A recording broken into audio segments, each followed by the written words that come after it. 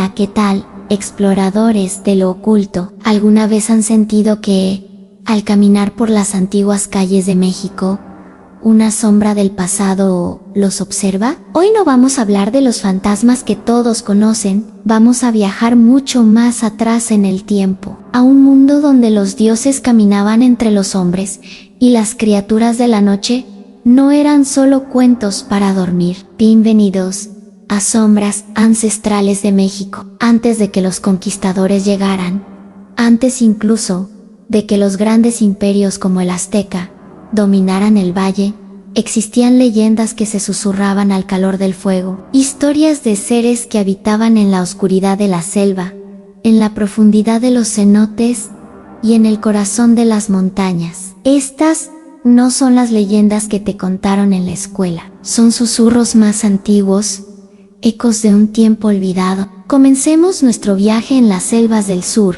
hogar de la civilización maya. Aquí, entre las ruinas cubiertas de enredaderas, se habla del Camazotz, el murciélago de la muerte. Imaginen una criatura con cuerpo de hombre y cabeza de murciélago, con garras afiladas y un chillido que lava la sangre. Según el Popol Vuh, el libro sagrado de los mayas quiché, los héroes gemelos Hunahpu e Ixbalanque tuvieron que enfrentarse a este ser en la casa de los murciélagos. En el inframundo de Xibalbá, el Camazotz no era un simple animal, era un dios oscuro, un decapitador, una prueba viviente de que la noche en la selva pertenecía a los depredadores más temibles. Se dice que aún hoy, en las cuevas más profundas de Chiapas y Guatemala, su espíritu acecha, esperando a viajeros desprevenidos. Ahora, movámonos hacia el centro de México,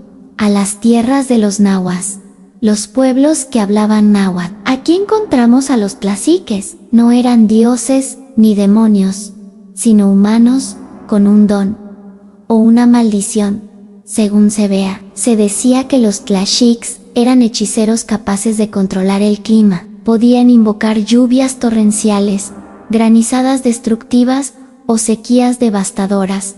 Eran respetados y temidos. Si un pueblo los trataba bien, sus cosechas florecerían, pero si los ofendían, podían desatar la furia de la naturaleza sobre ellos. Los tlaxics eran la personificación del poder impredecible del mundo natural, un recordatorio de que los humanos, por muy poderosos que se creyeran, siempre estaban a merced de fuerzas más grandes. Pero, ¿qué hay de las criaturas que no buscaban poder, sino que simplemente existían para engañar y confundir? Conozcan a los aluxes, pequeños seres, similares a los duendes europeos, que habitaban en la península de Yucatán. Se decía que eran invisibles, a menos que quisieran ser vistos. Eran juguetones y traviesos, podían esconder tus cosas, hacer ruidos extraños por la noche, o lanzar pequeñas piedras para llamar tu atención.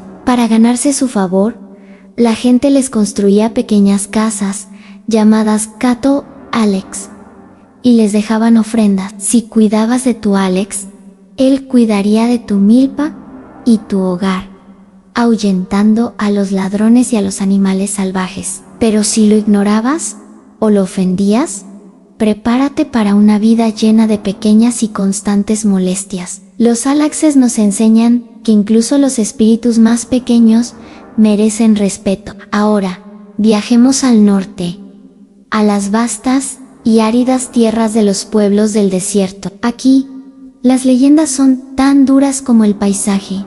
Hablemos de la figura del nahual. El concepto de nahualismo es complejo, pero en su forma más oscura se refiere a un brujo con la capacidad de transformarse en un animal, generalmente un jaguar, un coyote, un águila o incluso un tecolote, el búho. Esta transformación no era un truco, era un pacto con fuerzas oscuras. El nahual usaba su forma animal para moverse sin ser detectado, para espiar, para robar o incluso para atacar a sus enemigos.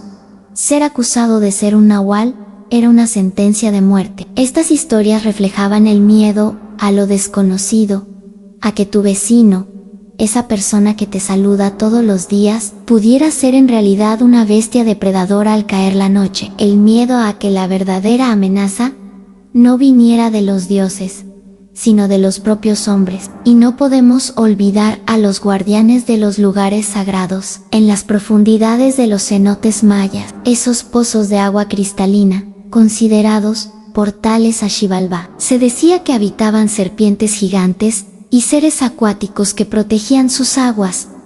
No eran monstruos sin sentido, eran guardianes. Si entrabas con respeto, para realizar un ritual o recoger agua, te dejaban en paz. Pero si intentabas profanar el lugar sagrado, te arrastrarían a las profundidades para nunca más ser visto. Esto nos recuerda la profunda conexión espiritual que los pueblos antiguos tenían con la tierra. Cada río, cada cueva, cada montaña tenía su propio espíritu, su propio guardián. Una figura menos conocida, pero igualmente fascinante, es la de los Sesimaim. Para los aztecas, estos eran demonios estelares, seres esqueléticos femeninos, que vivían en la oscuridad del universo, esperando el momento adecuado para descender a la tierra y devorar a la humanidad. Se creía que durante los eclipses solares, el velo entre los mundos se debilitaba, y las Sesimaim podían atacar. Por eso, los eclipses eran momentos de gran terror. La gente se encerraba en sus casas, y las mujeres embarazadas tomaban precauciones especiales, pues se creía que estas criaturas eran especialmente peligrosas para ellas. Las Sesimaim representan el miedo cósmico, la ansiedad ante el fin del mundo, un recordatorio de que el universo puede ser un lugar aterrador y caótico. Estas historias, estos seres, son mucho más que simples cuentos de miedo. Son ventanas a la cosmovisión de nuestros antepasados. En el Kama Sutra vemos el terror a la noche y a sus depredadores. En los Tlashiks, el respeto y el temor hacia el poder de la naturaleza. En los Alexas, la importancia de la reciprocidad y el respeto por el mundo espiritual. En el Nahual, el miedo a la oscuridad que reside dentro del ser humano. Y en la Tzitzimime, el pánico ante el caos cósmico. Cada una de estas sombras ancestrales nos cuenta algo sobre la gente que las imaginó. Nos hablan de sus miedos, sí, pero también de sus esperanzas, de su relación con lo divino y lo natural. Eran una forma de explicar un mundo que a menudo era impredecible y peligroso. Un mundo sin la ciencia moderna, donde un eclipse podía significar el fin de los tiempos y el chillido de un murciélago en la noche podía ser el anuncio de la muerte. La próxima vez que visites una zona arqueológica o camines por un pueblo remoto en México, detente un momento. Escucha el viento entre los árboles. Mira las sombras que bailan en las paredes de piedra. Quizás, solo quizás, sientas la presencia de estas criaturas antiguas, no como monstruos, sino como los guardianes de la memoria, los ecos de un México profundo y misterioso que se niega a desaparecer. Son las sombras de nuestros ancestros y todavía tienen mucho que contarnos. Gracias por acompañarme en este viaje a las profundidades del pasado mexicano. Si te fascinan estas historias tanto como a mí, no olvides darle like, suscribirte y activar la campanita para no perderte nuestras próximas exploraciones. ¿Conoces alguna otra leyenda ancestral?